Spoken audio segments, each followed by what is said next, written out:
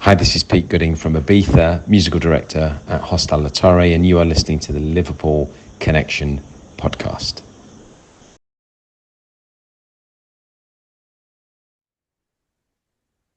Hi everyone, and welcome to the Liverpool Connection podcast. I'm your host Daz, and this is my story episode where I bring somebody on to tell their Liverpool story on why they like Liverpool Football Club. And my next guest, he's a comedian, he's a writer, and obviously he's a Liverpool supporter, which is even better. And I actually found him on Instagram, but doing the TikTok thing on the Trump hat, which was just absolutely brilliant. It just got me. We'll talk about it, but I'm really happy to bring on Blake Wexler. Blake, welcome to the podcast. Yeah, thank you. And Daz, how do like what's Well, my name's Darren, but Darren? Yeah. What do you in prefer? England, it, as long as it's not dickhead. Yeah, not asshole. No, I Yeah, understand. Yeah. it's just in England, if your name's like Barry, it's Baz. Darren, Right. Baz. It's just a nickname that stuck with me. Hmm. But I mean, most people call me Darren, but on here it's just Daz. It's my alter ego. I love it. Well, I mean, it makes sense. If people call you, I'll call you Daz. I love that. Thanks for having me on. I've been really psyched to do this. I'm glad we were able to find one another through that stupid video that I recorded. So I'm really pumped. I don't really get a chance to talk about my Liverpool fandom supporterhood as much as I'd like. So this is, and Lord knows I can talk about comedy for hours. So yeah, I'm very, very, very excited to be on the show. Thank you. Well, that's the great thing, Hmm. about one of the great things I think with the podcast is, you are uh, you're a comedian, right? Hmm. I'm sure most shows you go on or podcasts, that's all you're going to talk about. Hmm. And there's more to you than just comedy, like what are your likes, what are your hobbies? Obviously, Liverpool Football Club, a massive part of your life. Hmm. And that's the what I want to bring to the show. So, you know, when did Liverpool like come into your life? Great question. I love this story because it doesn't make any sense. It was 2008, and I was in London I was on a vacation with my family, and I'm a massive sports fan. I'm from Philadelphia, so all of my favorite teams are Philadelphia-based teams. And I was like, I want to become a fan of a Premier League team, because why not add in being frustrated at a team in a city that I've never been to? So like, why don't we put that in there too into my daily schedule? And I didn't know which to pick. Like at the time, there was not nearly as much coverage even now of Premier League teams. So like I knew, the big or like I knew Arsenal, Chelsea, Manchester United, Liverpool. I didn't even know who Manchester City was at the time, or even No, Newcastle. nobody did. Yeah, yeah. And then, like people with the oil people bought it, and they're off and running. So but I was like, I didn't really have any plan. It would have made sense if I chose one of the London teams, but I had heard a news story while I was there that this might hit home, is a Premier League player had headbutted a DJ in a nightclub. Yeah, Steve, during and yeah, I was Steve like, "What team Gerrard. does that guy still play for?" And they were like, "Yeah, Liverpool." So, Steven Gerrard was my first, favorite player.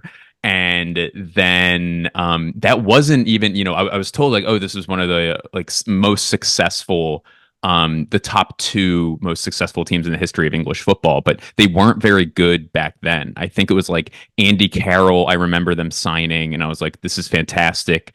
This this is the guy." Ow, ouch. Yeah, this is gonna be what a great entrance to my fandom. And then they had a bunch of, and then I believe Jordan Henderson, I think, signed around there too. So El Nino, Fernando Torres was really exciting to watch. But Steven Gerrard was the one where, I didn't understand, of course, how much he meant to Liverpool, where in the United States, there was a period of players like quote unquote misbehaving, and some of them would get kicked off teams. They would be suspended. So I'm laughing now at this question, but when I bought his shirt at some store in London, I'm like, oh, do you think this guy's gonna get traded, or because he headbutted a DJ? And they're like, no.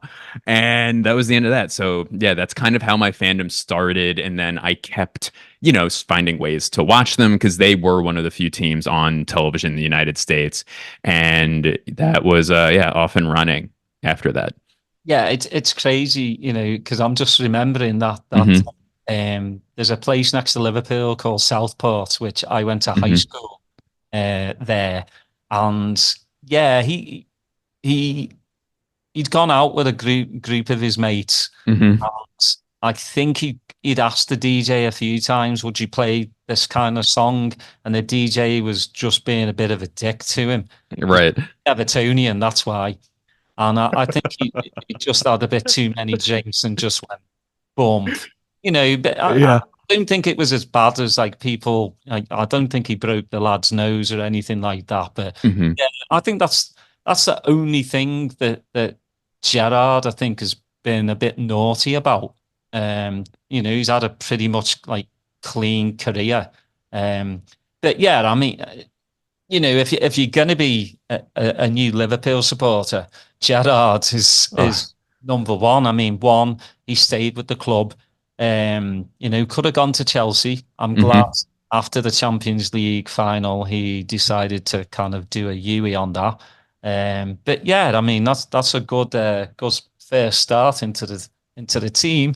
Now, if you'd started with like Andy Carroll, I mean, I call him the donkey because he was absolutely terrible. I don't understand what Dalglish saw in him apart from a long ponytail. Then had a long ponytail as well. But yeah, I mean, you've come into the side if it was 2008 when we weren't that good. Torres for me was absolutely unplayable until he cut his hair. Remember when he had his golden locks? Yeah. Unplayable. I mean, he'd put Vidic on the ground every single time for Man United. But then when he cut his hair, something changed. It's like the Achilles. Something changed in him. And then obviously Rafa just didn't see too much in him. And he went to Chelsea and kind of, bombed there. That made me smile.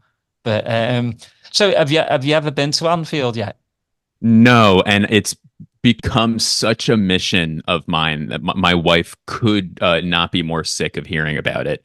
And it's the easy way, because I live in I'm actually moving to New York next week at the time of this recording, but I lived in Los Angeles for 10 years, so that was a further commitment to watching the team, because those games would come on sometimes at like 4 a.m., like 5 a.m., whatever it was. So I think when I started waking up that early as a comedian to watch them, I would be like, oh, you really, really like this squad. And the way, so I've got to get to Anfield.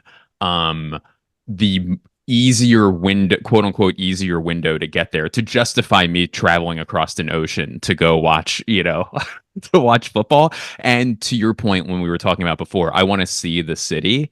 I want to, meet the people there, walk around, see because that is what fandom really is to me, where it's not just the 90 minutes that they're on the pitch or, in other sports when they're on the field or the court. It's the culture kind of around it. And I feel like shit that I don't remember his name, but I read a book, believe it or not. The one book I've ever read was right after we won the Champions League during, I guess, in 2019. And Simon something. Is he? Yes. I read his book, and it kind of profiled the journey of each one of the players on that squad, where, hearing about how Salah, I believe it was, had to take like a 50-hour bus ride back and forth, to play, and, about Mane and Firmino. And then, but the interesting thing was I learned more about the people in Liverpool and, you know, the politics there where it's like, oh, this is a socialist city that felt abandoned by, I'm probably butchering this. This is just my memory, but like that, like by Margaret Thatcher. And, you know, like I really related as being a guy from Philadelphia where it's like, this is an underdog city. This is a city where it's like union, you know, blue collar workers and people who live and die by their team. And that's something. So backtracking to answer your question, I haven't been, but the way I want to do it is either I book stand-up gigs over there, and I was opening recently, supporting a comedian named Fern Brady, who's very, very funny. And Fern is from I believe Scotland actually, and I think she just got married. Her husband is a big Liverpool supporter. So I was like, how do you get tickets? So this is something that should have been a career connection. And I'm asking her, this famous, successful comedian, how do I get tickets to see this team? Everyone's asking yes. Tickets. That's the thing, you know. Mhm.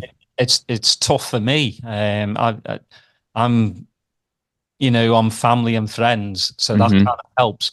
But then you've got the family and friends that just don't want to give the tickets up. So of course, it's hospitality, and then hospitality's, you know, yes, you get a great, you know, you get a free bevy, something to eat, but you really want to be in the trenches. You know, you want to be in the cop. The hospitality tickets are just way too expensive. You know, yeah. Just think and you don't want to buy from a tout. That's just putting money in their pocket when you don't even know if it's a proper ticket. And there's loads of people that have come from all over the world that are excited to go, and they get to the gate and it's not working because it's fake. And you know that's wrong. But yeah, I had not known what a hospitality ticket was, by the way. So as I'm going, I have no imminent trip. Like I want to do it hopefully next year, where my wife is now like, oh, we can check out Scotland and, you know, like Dublin and Belfast. I'm like, what's the flight from Dublin to Liverpool? Oh, it's a direct. It's only 50 minutes. That's not that bad. So we would add that in, I believe. So it's either I go over there for shows, figure out the ticket, because I hadn't known what hospitality was, and I'm like, this is something I would have to really budget for, you know, obviously. And then the other downside to your point is that, oh, I don't want to be sitting in this fancy with a bunch of people like me. You know, like not that fancy, but I don't want to have like a bunch of tourists around me. You know what I mean? And I want to be in the cop, or where, you know, it would be like going to a game over here and sitting in a luxury box. And it's like, no, you want to go see, like, hang around with the people who are in the upper deck, you know, like the people who actually are supporting the club and aren't just there because it's a thing to do. But yeah, you know, I'm sorry I interrupted you, but yeah, it is like it's been interesting as an American looking, where here there's, you know, the ticket reselling platforms like StubHub or whatever, and those can get expensive. But to me, just from being from here, they're more straightforward, and there's no luxury. What was the phrase again? The luxury option. The hospitality. Hospitality. Yeah, that's not here. So it's a definitely will mess with your head a little bit trying to figure it out. Well, I mean, you want to be, like I said, in the trenches. You want to smell the sweat. You want to smell the piss. Exactly. My own piss. I would have pissed. I'm gonna be so excited. I'm gonna piss my own pants. Yeah, in the line. If you're ever next to Blake in the cop, maybe stand a few feet away from him because he's too excited. But I mean, that's the whole thing, though. Is, you know, I'm in my 50s, and you know, I used to go with my granddad. He used to have a season ticket. Used to go all the time, but I hadn't gone in a long time, and I went this past January for the Newcastle match, which was a fantastic match. Yeah. Got absolutely pissed down, rained on. You know, I was in the Kenny Dalglish stand, and I was 10 rows back. But the roof only goes to a certain, I think it's like 12 rows. Yeah, so you're so close. I just got rained on. It was freezing, but I didn't care. Yeah. It still when I walk up to, you know, Anfield, I still get goosebumps. Oh, And when I walk up the steps, and especially at the night games with the floodlights, and you see that pitch, just the the goosebumps I still get, it because it brings me back, to going when I used to go when I was 6 with my granddad. So mhm. the memory just clicks back. But for it makes me happy to look around and I see people like yourself that finally get to go, and I see the smile on their faces, and that's what it's about. Oh, it Really, was. what it's about.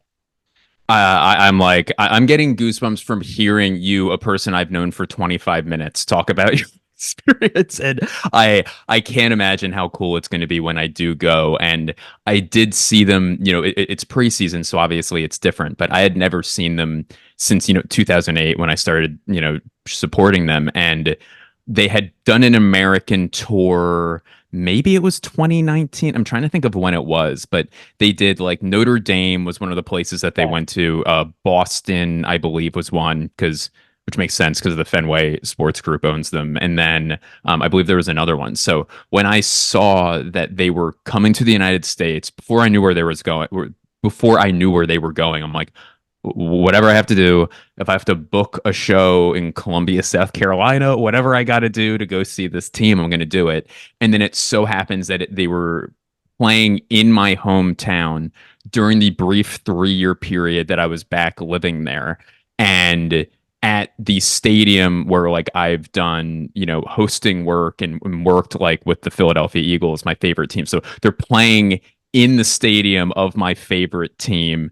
And and they had a ton of amazing events also. Like we can talk about that as much as you'd like, where I was really impressed with the effort that the Liverpool organization put into fan outreach, where they flew in, they had a big fan I don't know if you would call it a festival or whatever, but it was at 9 o'clock in the morning on like a Tuesday, and it was sold out. Like there were hundreds of people. I don't know if it was sold out, but there were hundreds of people there.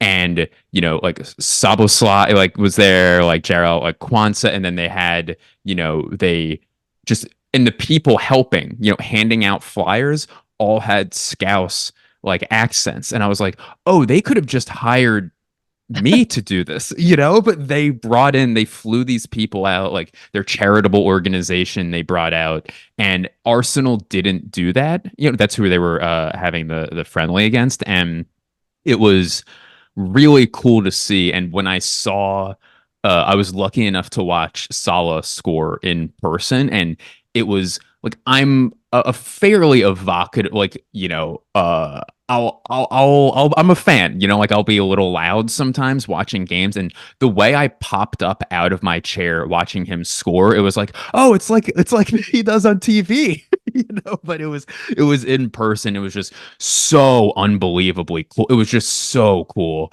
And yeah, it was just you did feel close. And then the Anfield Rap, who I listened to as well, like they did a live podcast that was sold out, and it was cool meeting those guys. And it's just fun hearing that accent, because it makes you feel like you're kind of more immersed in the squad, where you wouldn't necessarily get that obviously if you don't live there. So that's why like podcasts like yours and these events are so meaningful to American fans, where it's like, oh, we're a part, you feel like a part of it.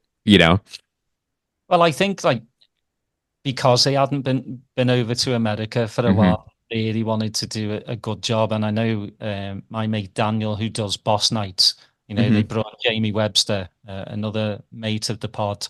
Oh, Uh, that's awesome.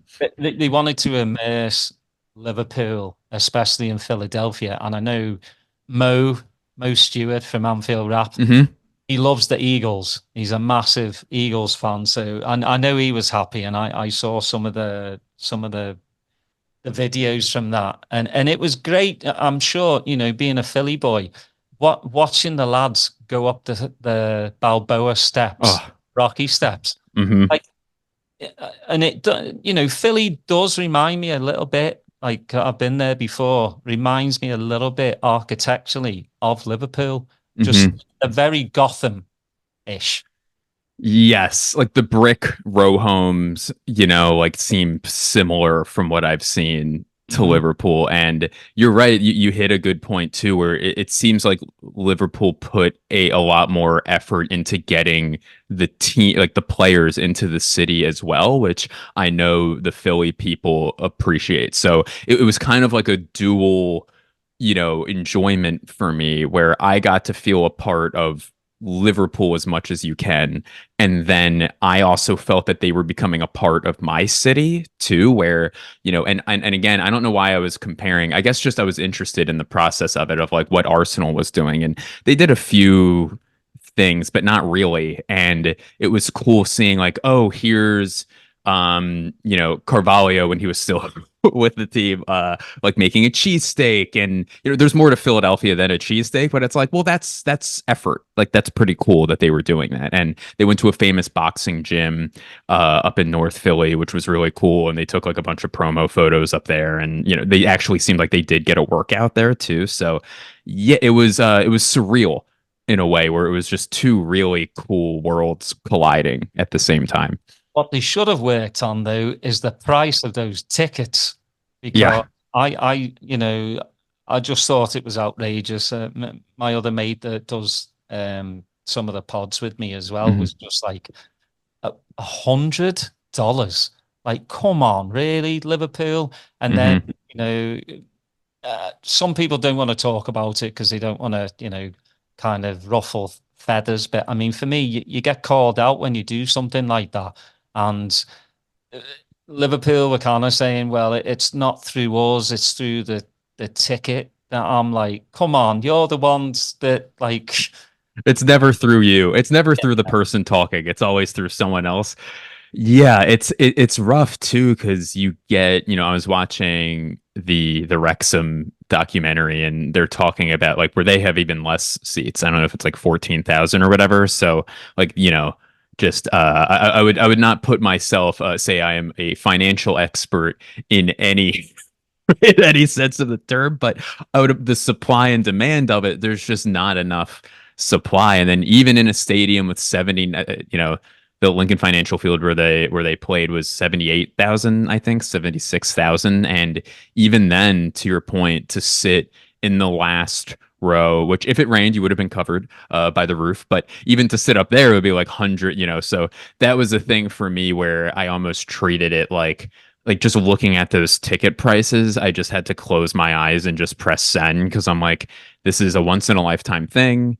You can go to Anfield one day, but that's even a separate. You get to see them in your home stadium. They're not going to come back to Philadelphia probably in my lifetime, maybe in like 30 years or something. So just do it. But I'm lucky enough to have been able to budget for that, where it's a lot of people have like probably better priorities where they're spending that money on something more important. my mate was like, it's probably cheaper to fly to Liverpool and go watch them because from Austin to Philly, Yeah.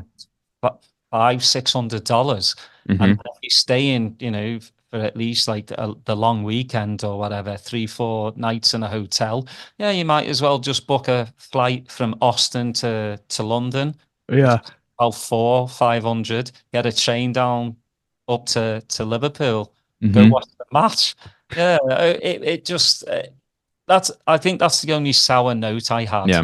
this past US tour was because there are a lot of people that can't get across, to Anfield. Hmm. Why are you charging them this much money in the States? And as we all know, Liverpool surpassed Man United now in viewership, which is great. I hope they Yes. surpass them in everything. In everything. One of many. Yeah, I just thought they would have kept the ticket prices down and they didn't. And that just left a sour note for me.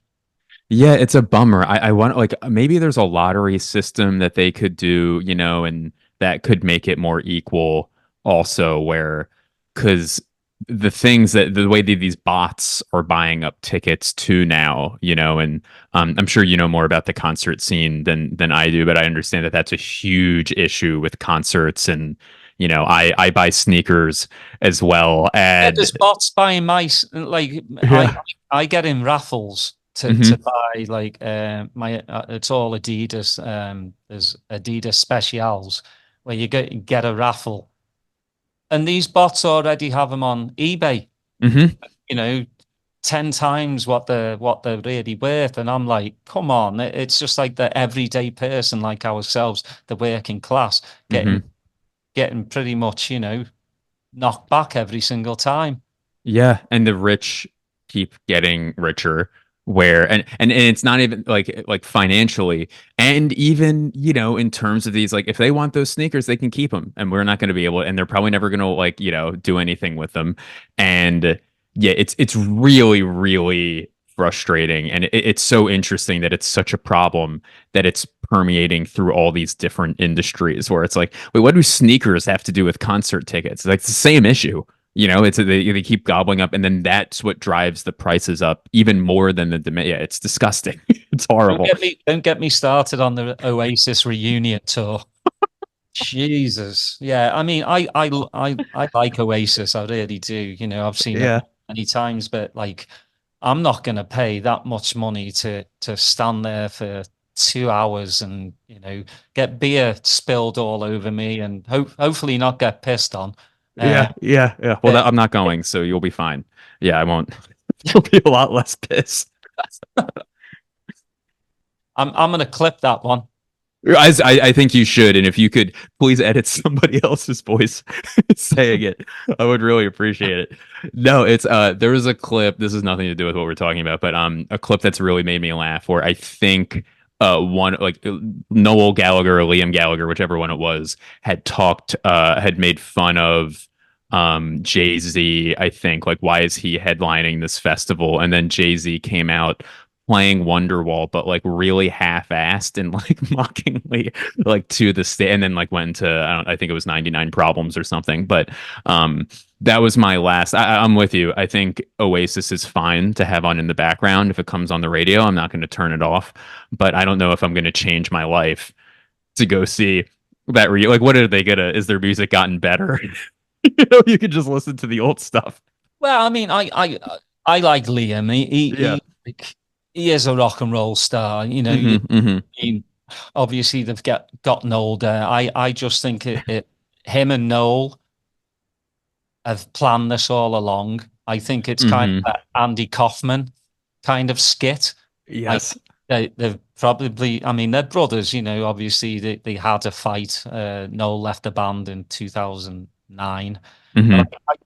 I think there's brotherly love there, but I think they've been planning this probably for the last 10 years. I could be talking absolute cod shit, but I just think they've been like phoning each other up going, we can make a lot of money, but we'll just wait and we'll wait. And then we'll slag each other off in the media and I'll call you a dickhead and you call me a novelist, and we'll just get this back and forth and then we'll build it. And then all of a sudden, the music comes out.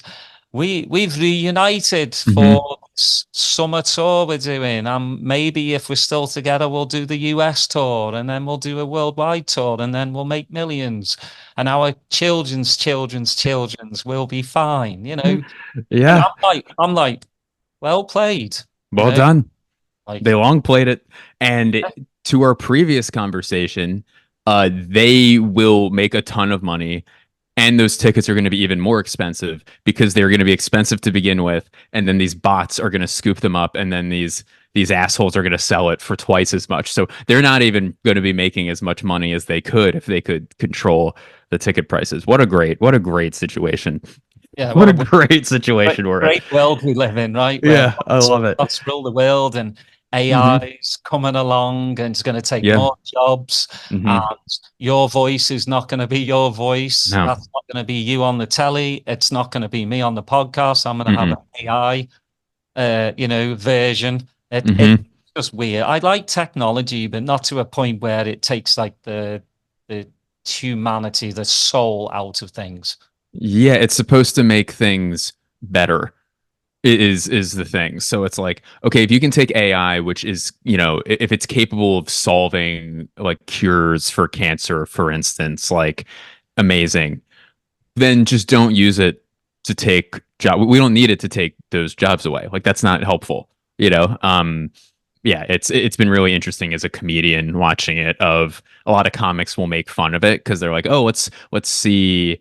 You can type in, write a like Blake Wexler joke or something on like, Chat GPT, and it's so far away. But I'm also like, this thing just started and it's not that far away.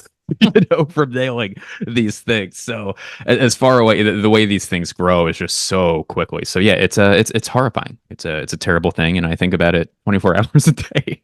Uh-oh. Well, let's let's go back because I know Cool. I've read a little bit. 15 years old. Mm-hmm. You start your kind of. I mean, were you the funniest one in your class? I hope so. You know what's funny? I would also hope so, but I wasn't. Like I think I was. There's a difference between a class clown and like a class comedian, I guess, where I was very funny, but like also I think I also wasn't an asshole. So I would be respectful in class. I would be funny at lunch and be funny in the hallways, but then, there was a kid who would stand up on a table and fart, and nothing funnier than that. You can't touch that during the middle of class. Like that's great. So yeah, I mean, but truthfully, like that stuff did really make me laugh. So but I was interested in not just making people laugh, but doing it in a stand-up context where I was a big stand-up fan, and my parents were cool enough to let me watch Comedy Central and like stuff that I think some parents at the time could have deemed inappropriate, I guess, for kids. But, it's just cursing and, so that really, really started getting me into it. And then my parents wanted me to have a thing. Like, okay, we need to give him a life skill of what he'll do for the rest of his life. So is it golf? It wasn't. Is it this or that? And there was a class that you could take, like a night class taught by like a local comedian or whatever in suburban Philadelphia. And I'm like, I want to do that. And it was so fun. I was not good at it at all. Actually, that's not true. I'll give myself more credit than that. I was always a very good performer, but I couldn't write anything because I was 15. I didn't have anything to talk about. Like my jokes were about, like standardized tests and like getting a learner's permit. And I think people would laugh because at the spectacle of a child talking rather than what I was actually saying.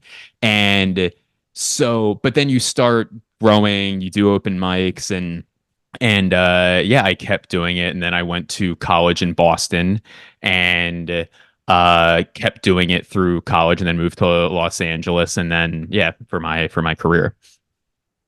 It's crazy to think because you've got to be pretty ballsy, I would think, Mhm. to be a comedian. But there's also, as we know, there's a fine line on comedy these days. Mhm. You've got obviously Chris Rock during the Oscars gets shit slapped out of him That for, was wild. for making a joke, and it wasn't really a bad joke, to Hmm. be honest. You know, Hmm. I just think and you see more and more like people getting up on stage and confronting a comedian like just for telling a joke. How do you see it going? Because obviously you've been doing this you know quite a long time now. How do you see comedy going though? Is there going to be like a point where you just can't go above that certain I stigmatism. Hmm. That's the only like thing I can think of is just you can't do sexist jokes, you can't do whatever. Yeah, As a comedian, as a writer as well, how do you kind of see it going?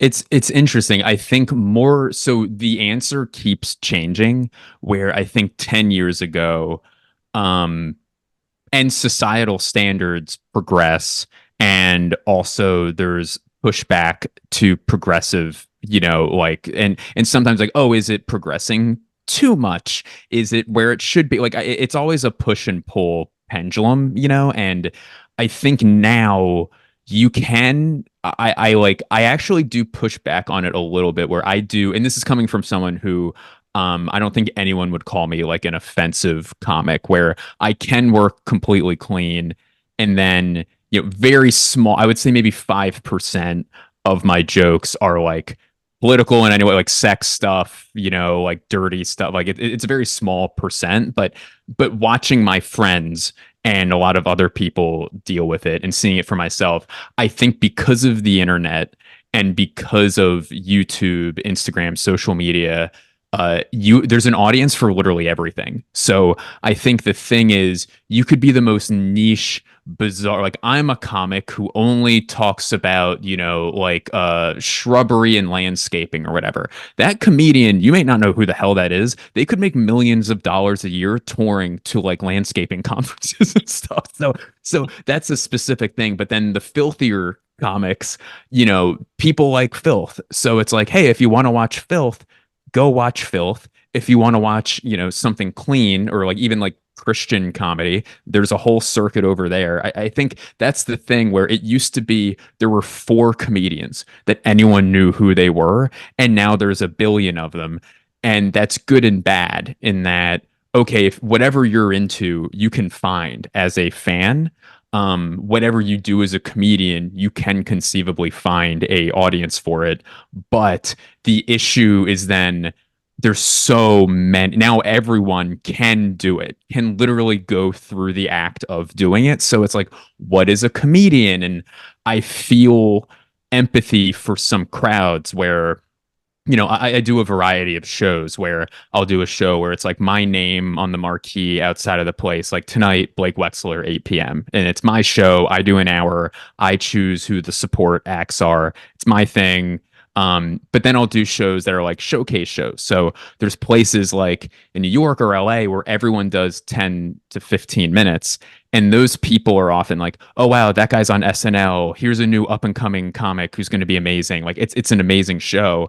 But then you could walk into a restaurant one night and see a flyer for stand-up comedy and be like, oh, I'll watch stand-up. And it's truly the worst experience you'll ever have in your entire life, because all you need to do, there's no barrier to entry. All you have to do is be able to speak. And sometimes people don't even do that. So it's very interesting. And growing up listening to podcasts, there used to be almost an equation for a career where you start as a host, or you start with open mics, then you host the show, then you're the middle act on a show, so you go in between the host and the headliner, then you become a headliner and like you get a TV deal. Like it was pretty defined steps wise, and now it could be, yeah, you toil in obscurity for 20 years and then someone finds a video and then you become like a hugely famous person, or you do comedy 3 times and you have a video go viral and you become famous. And then that can be bad too, because you're not ready yet. And then you do a tour and everyone has a bad time and then you can't make money again. So it's really, it was a long answer, but it's something I think about all the time because it's a very fascinating, there's no rules really anymore, which is both good and bad. Yeah, I mean, for me, I like more of the intelligent comedians. Oh, you'd hate my act. No, I'm kidding. Go ahead. Sorry. It's more like the Eddie Izzards of this world. Yes. He makes you think. Mm-hmm. And, you know, you kind of laugh with him, but you're not getting the joke till about 5 minutes later. And then you're like, holy crap. Yeah, yeah. Brilliant. I mean, you've got the great comedians like Richard Pryor, you know, who swear a lot. And that's the punchline.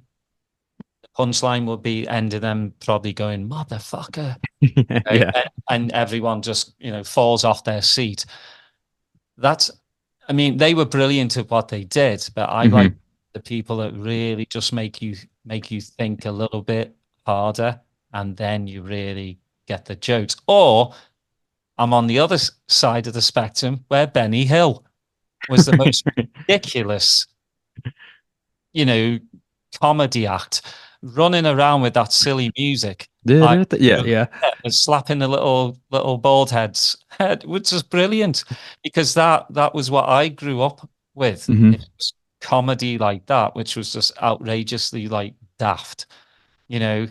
But a few swear words here and there is all right. But again, that's my cup of tea, is just a very like kind of intelligent, like talking about everyday life without having a swear, makes me happy. But I mean, for you, for when you start to write new material, because it's basically writing a song, isn't it? You're gonna do your melody, your rhythm, then your punchline, which is the chorus. For you, for a whole like for your daddy long legs, Mhm. where did that come from? For the joke or the whole special? Or The whole special, okay, like, cool. Yeah, thank you for knowing that that exists. So it was that was my first special. So I had released multiple albums before that, but again, like you never know who knows, like even there could be someone like now with streamers and like these like YouTube stars, there's people who like, oh, this might be one of the most famous people in the world, and most of the world doesn't know who they are because like it's so siloed. So that was one where I had released, I would say, half that material probably in audio formats over the years, but then it had gotten better. And I was there's a production company called 800 Pound Gorilla who's great, and they offered to shoot it for me, the special. So it was a best of like whatever I can do. And the good part, the new stuff that I hadn't released yet, it's also because I've gotten better, over the years, where like it would be bad if 90% of the material I had written 11 years ago, because like, oh, this guy had nothing has changed, and why is he referencing, George W. Bush or something? So, it was like the best stuff that I had, and there's one chunk of material on there that I'm really proud of, where it's a joke about like most of the stuff comes from true stories, basically. So you take a story that's funny. And so I went on my wife wanted to go on a ghost tour of a Revolutionary War fort. And the tour guide was a ridiculous human being who clearly did not believe in ghosts. It became very clear. So that's a funny story. And he said a lot of funny stuff. So the way, you format it is like, first step, the story is funny. Okay, cool. But what's a funny story in conversation may not be funny when you bring it in the context of on stage. So you kind of have to have an internal clock of, okay, there's been 15 or 20 seconds has gone by. There's been no laughs. I need to put something here that's to get a laugh. So whether you're referencing something, making an analogy, whatever, like you have to put it there, and then the story goes along. And then to your point, you need a punchline at the end, because you could have a great story, and then if it just kind of ends, if it's natural, okay, but you want to go out with a bang with the story, and you have to build that too, where you can't have the funniest thing be the second out of 5 laugh lines, because then the laugh line number 3 is, if it's not as strong, that won't do well, so, and if it's not as strong, it's like, all right, well, do I reorganize this, or do I make laugh line number 3, I have to work on that to make that even better, which means 4 needs to be better than that and 5 needs to be better than that. So I'm really breaking it down mathematically in a way that you often can't. But for me, the process is, what's a funny thing I've either observed or experienced? And then you go from and then how can I maybe change a few things to make it funnier, quicker, and then cut the fat off of it too, where as I'm showing right now, giving you a 45-minute response to this question, I tend to do longer jokes.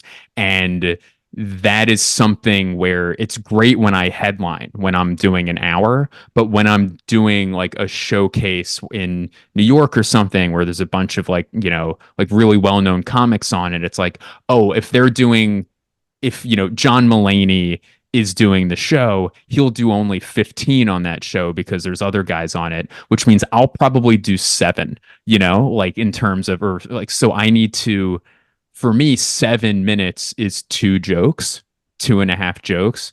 For other comics, like a Mitch Hedberg, for instance, before he passed away, like for him, that's 15 jokes, in 7 minutes. For me, it's 2.5. So it's an interesting, there is a lot of math to it. And I've been doing it so long that I've had to unlearn a lot of bad habits also. Um, and get better and better. But yeah, I finally put together an hour that I was very proud of and found a great place to shoot it. And it really came together in a way that I'm proud of. Have you had any hecklers? Oh yeah. And the heckler thing is, for me, it's generally, I'm pretty quick on, like, that's one of my, like, certain people have certain skill sets. Like there's a lot of writers that are like, oh, they can craft a joke better than I can, but there aren't too many people who are quicker than I am, like on stage. So I can quickly come up with something generally to put the heckler down, but you also need to make sure it's equal to the crime. If so, sometimes a person might yell out, and your initial reaction is, "This is my time. I've worked so hard to get on this stage. I flew to Cincinnati." Voluntarily, you're going to respect like what and these people paid to see me also, so, but someone might yell out because they're drunk and they might be having fun. So if you like, someone's like, woo, you can't be like, you piece of shit, because then people are going to think you're crazy. And it's just, and then you kind of lose credibility when the next person heckles. So often with a heckler, if they yell out, I ignore it the first time, unless it's like thunderous, because you have to realize too, they don't have a microphone. And if they're close to you, you might hear it, but the 250th person in the audience against the back wall might see you flip out at someone and be like, what the hell is that about? Because they didn't even hear what the person said. So generally, when I do respond, I repeat what they said. So everyone now knows, okay, this is what they said. The crowd's on your side. So you kind of just have to not screw that up. And generally, I'll say something quick to show why what they're saying is illogical. Or you kind of, another method that I've seen Bill Burr do is let them talk. Is just you just stay in silence, let them talk. They make a fool of themselves, and then you have time to think while they're doing that, and then you just move on. So yeah, I've never had anyone, knock on wood, charge the stage, which is great. Like we were talking about the Chris Rock situation. Definitely not an A-list movie star punch me in the face during an award show, but I have seen it a few times to other comics, and it's scary because you can't see. So when you're on stage, the lights are blinding you. So you don't know if someone's coming, you don't know what's going on. Often the bouncers will not, there just aren't enough. Maybe a well-policed room has 3 or 4 bouncers per every like 250 people. So they have to be close enough, and also they're probably not being paid enough, unfortunately, to get in the way of a maniac charging you on stage. So it is a weird, whenever I see something like that, it does freak you out a little bit because you realize how easy it is for someone to, get on. There's no wall, there's no orchestra pit. Usually it's just, yeah, it's tricky, but luckily it never had that happen, and I hope it doesn't. Yeah, it just blows me mind, though. I mean, you go into a comedy show to laugh, and then these people, like it's usually people that have drank too much, or Yes. who've smoked a little bit of something, or done a little bit of something, that are angry, and I just don't understand it. You've actually paid money to go to a comedy show, and you're getting angry. But I like your the way to do it is just be quiet, make themselves look even more foolish. The audience deal with them as well. Like, shut up. We're here to listen. Shut your mouth. Like, Yeah. money to yeah. It's we just live in a weird society where people think they can do whatever they want at any time.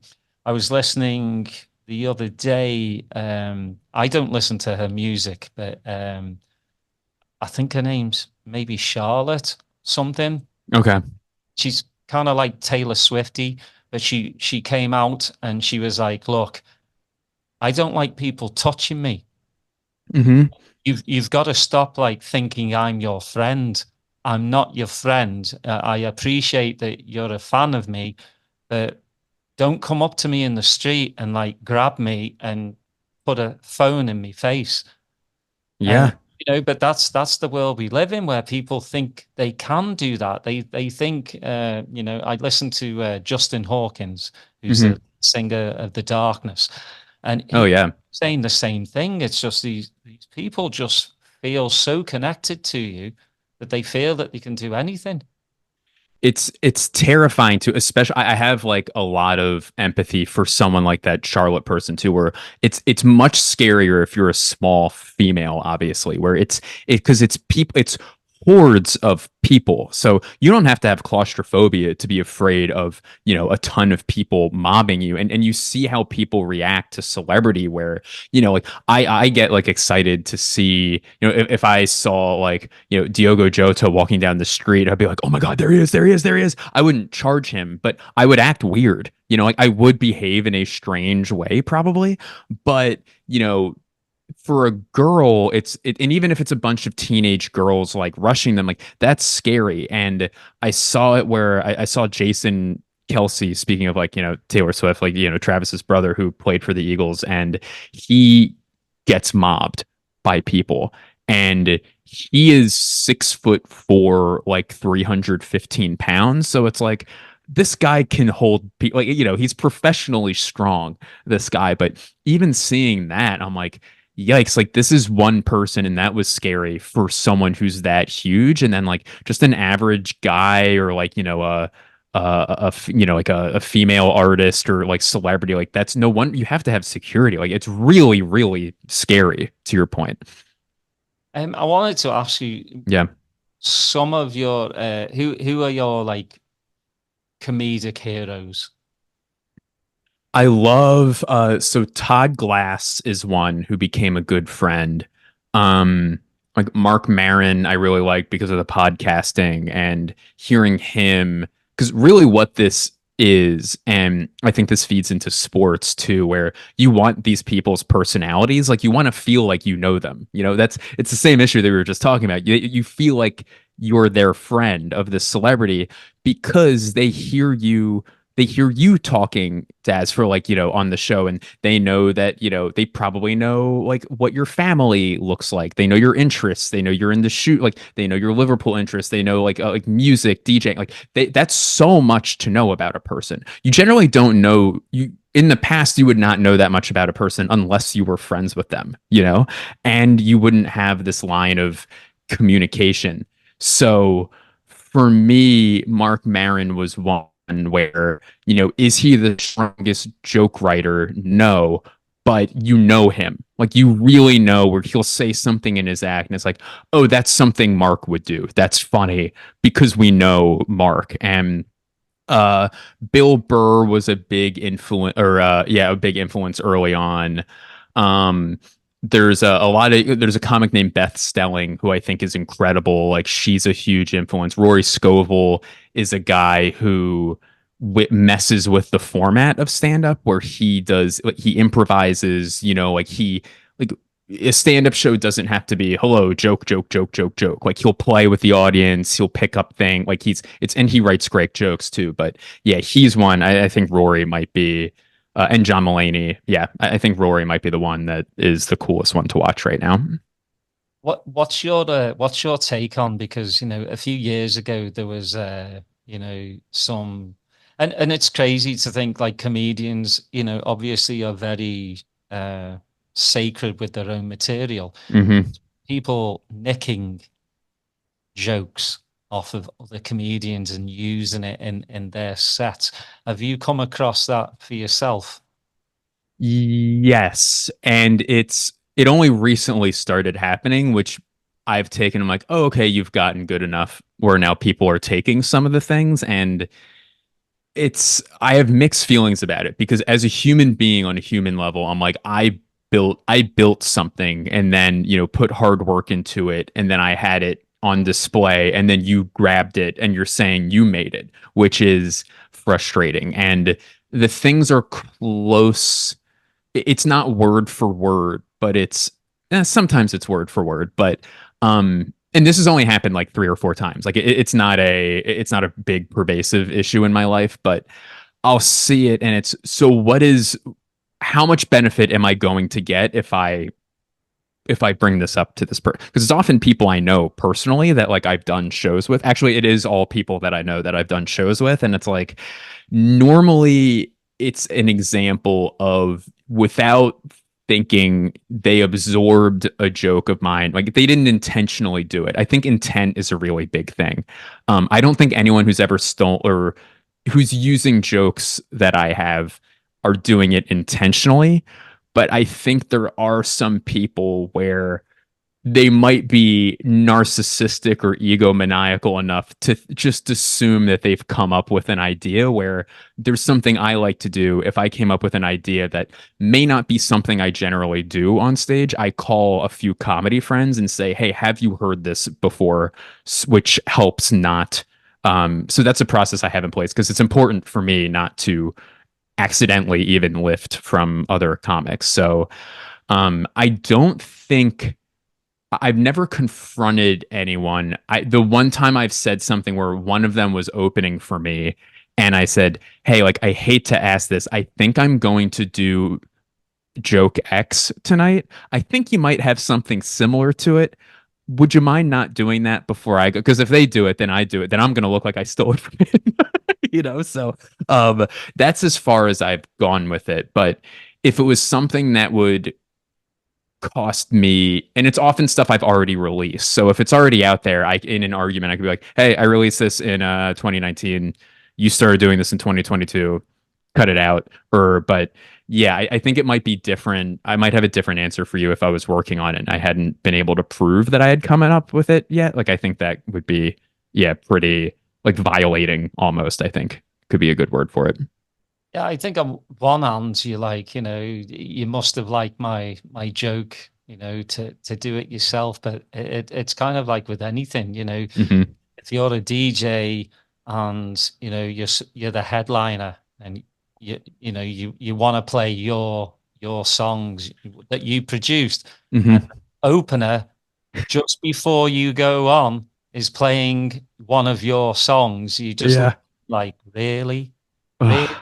Come And then on. you got to go back in and cross it off the list and remove it, so it's more work. It's more work for you. So yeah, that's a nightmare. I bet that's really frustrating for DJs too. Oh yeah, DJs, musicians, anything in life, Yeah. Yeah. it's just like, come on, really, I bought that bread before you. Uh-uh. You Right. get behind Right. me. Come Hey, on. that's my blowtorch. You know how I whip the blowtorch around? You're stealing that? How dare you? Weld like I do. Yeah, I've edited every corner. Oh, it is. So what have you got coming up? This episode will go out in a few weeks. So in a couple of weeks, you on tour? Yeah, so what people can find me, I do so my special, like we talked about, it's called Daddy Long Legs, and that is available on YouTube for free. I am going to be in suburban Philadelphia and Wayne, Pennsylvania, on September 29th. I'm going to be in Boston first weekend of November. Philadelphia, I'm doing a headlining set on Thursday, December 5th.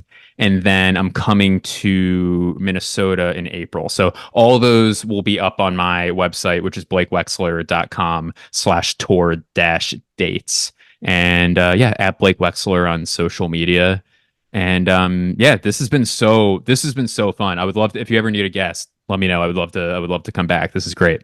Oh, 100%. Hmm. Before we go, Yeah. we've got to talk about, our main man Slot. Yes.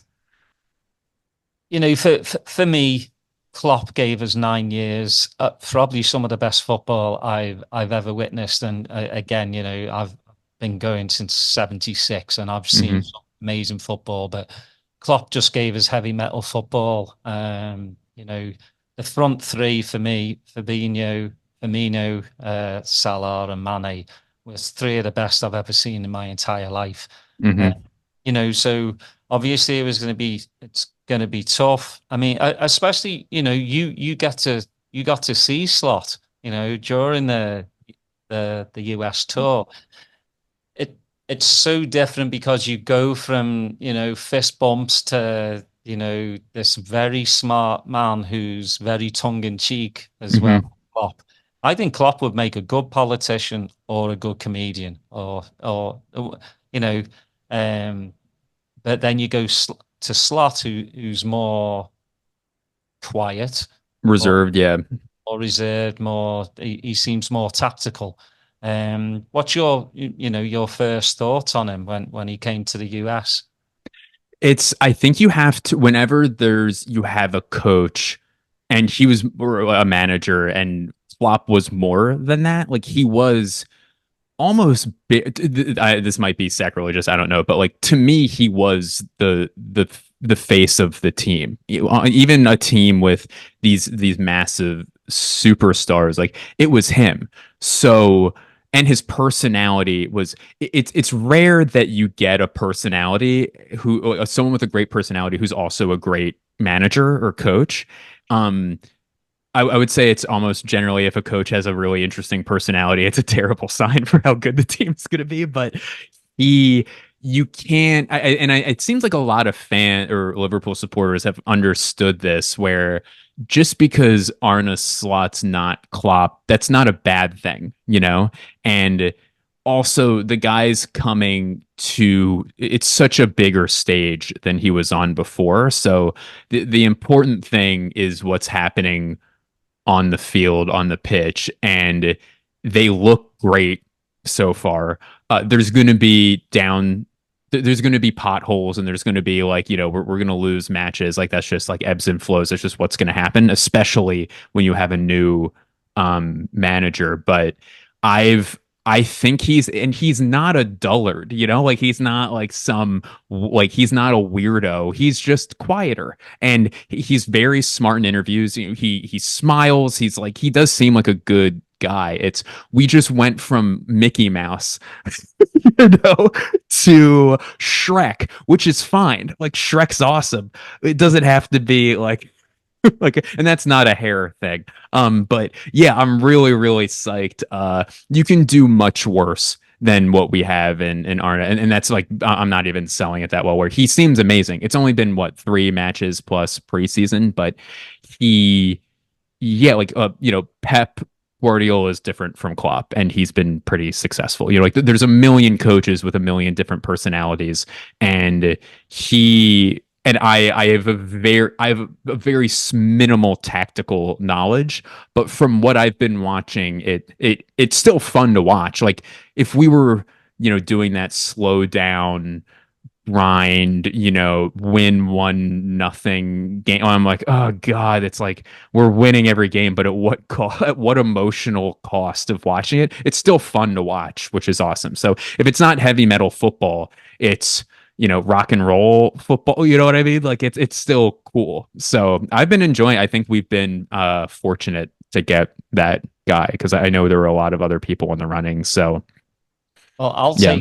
take 38 games of 1-0 Yes. day of the week. That's right. To me, Premier League trophy is our bread and butter. It's what I want the most, to get number 20 and get another notch under the belt of Man United fans and piss them off more. Please. I just think we've started well, and like you said, I think there's going to be troughs going up and down. We're going to be starting after the international break, starting to play every 3 days, which is a lot. The added extra games in a Champions League. It's like we all want to watch these fantastic games in the Champions League, but it's 4 extra games that are going to get added on, and these lads aren't horses. Yeah. They're not.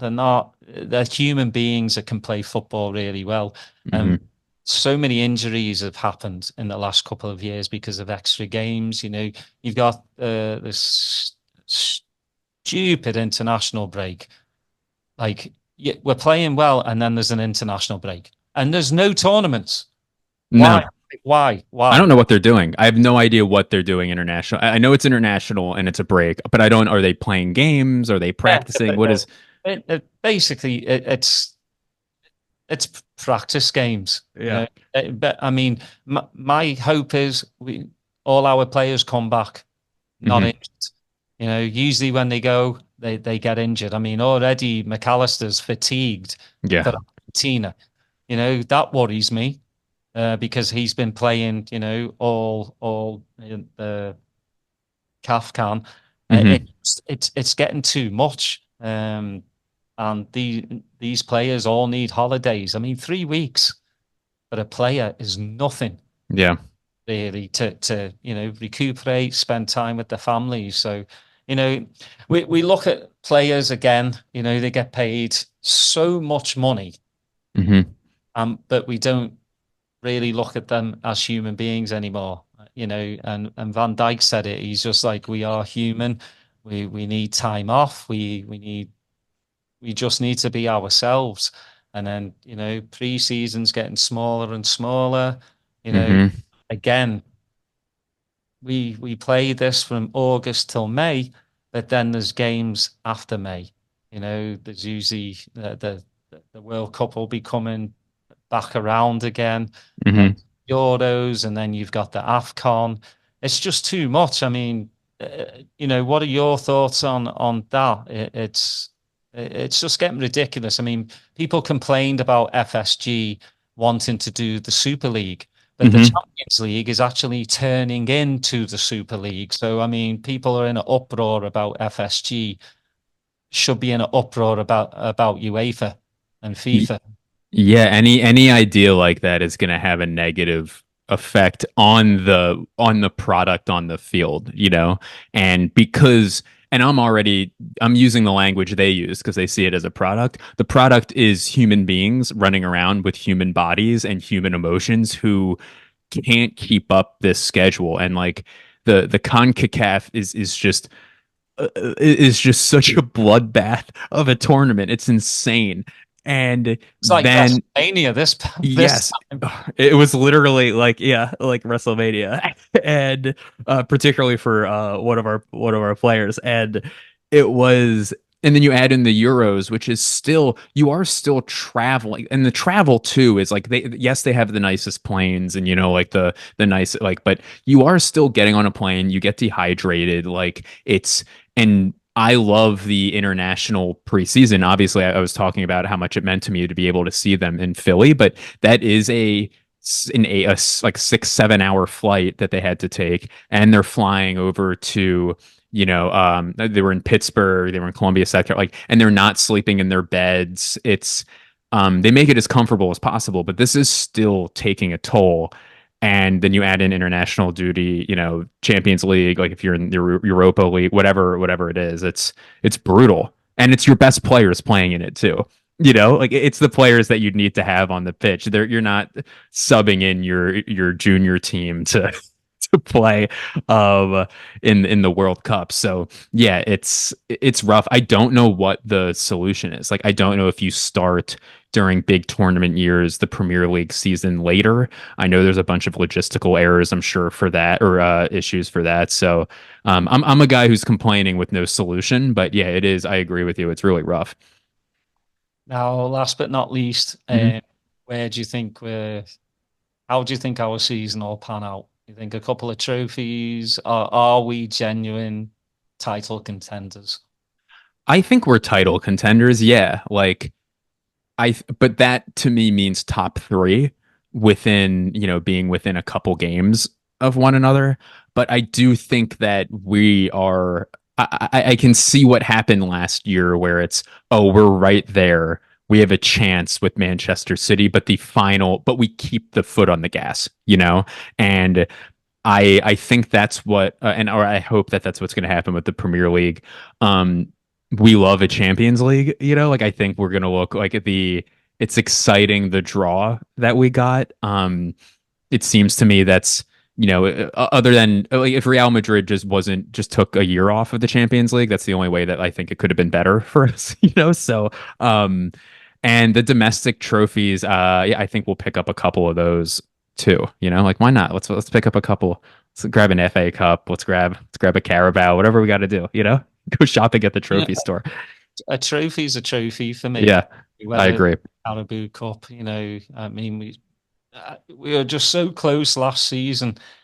We just tailed off, and and Man United fans will love it because they started our demise with the FA Cup loss. But yeah, I think top three for us this season, just because it's Slot's first season. But this downward spiral that everybody thinks we're going to be on because Klopp left, I'm having a good laugh so far, just because everybody just thinks there's going to be this massive drop off, and what I've seen from the first couple of games, we're defending a lot better as a team. While Klopp was just gung ho, just score those goals, we were wide open. And Slot's seen it, and we've closed ranks. We're more compact than I've ever seen before in the last couple of years. So, yeah, I think, I mean, for me, a domestic trophy, top three, and a good run in the Champions League, I'll be quite happy. So, now the Twitter brigade, I don't know about them because they're a whole different species. Yeah, there's no making them happy. Yeah. But Blake, I really appreciate you coming on. You can Me come too. anytime. Maybe in a couple of months we'll do a half a season review, and hopefully we're sitting pretty. At least we're better than Everton and Man United. That's true. I'm not saying much. Yeah, I mean, we all, I just laugh at United fans. I really do, because they're thinking, Slot's the one that's going to be getting the sack at Christmas. There's only one getting a sack, and his name is Ten Hag. And they need to give him a lifetime contract, just like Solskjaer, and let him just keep reliving. I've got more trophies than anyone apart from City did last season. Which and now he's not Harry Potter. That's his new one. That's he's gonna win that too. Yeah, a comedian. But yeah, you're definitely welcome back anytime. I really appreciate you spending an hour with me and telling your story. Again, please go check out Blake. Daddy Longlegs video is on YouTube. Check out his website. He's coming to a town near you.